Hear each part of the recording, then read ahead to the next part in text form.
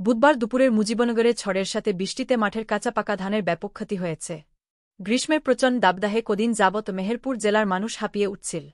গত 2 দিন যাবৎ মেহেরপুরের আকাশে মেঘের দেখা দিলেও বৃষ্টি হয়নি। বুধবার সকাল থেকে মেহেরপুরের আকাশে মেঘ লক্ষ্য করা যাচ্ছিল।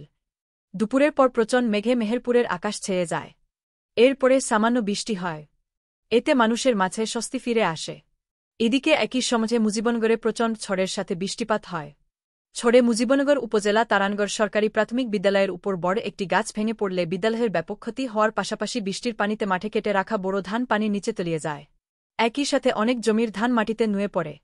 কালবৈশাখী ঝড়ে গাছ উপরে মেহেরপুরের মুজিবনগর উপজেলায় তারানগড় সরকারি প্রাথমিক বিদ্যালয়ের ব্যাপক ক্ষয়ক্ষতি হয়েছে। বুধবার দুপুরের দিকে কালবৈশাখী আঘাত হানে। জানা গেছে, দুপুরের দিকে কালো মেঘে ছেয়ে যায় মুজিবনগরের আকাশ। এরপরই ঝড় বৃষ্টি শুরু হয়। প্রচণ্ড ঝড়ে মুজিবনগর উপজেলার বাগওয়ান ইউনিয়নের তারানগড় সরকারি প্রাথমিক বিদ্যালয়ের সামনে একটি বটগাছ উপড়ে পড়ে। এতে তারানগড় সরকারি প্রাথমিক বিদ্যালয়ের ব্যাপক ক্ষতি হয়। মেহেরপুর জেলা প্রাথমিক শিক্ষা অফিসার রুহুল আমিন জানান, বুধবার দুপুরের দিকে ঝড়ে তারানগড় সরকারি প্রাথমিক বিদ্যালয়ের সামনে একটি গাছ উপড়ে পড়ায় বিদ্যালয়ের ব্যাপক ক্ষতি সাধন হয়েছে।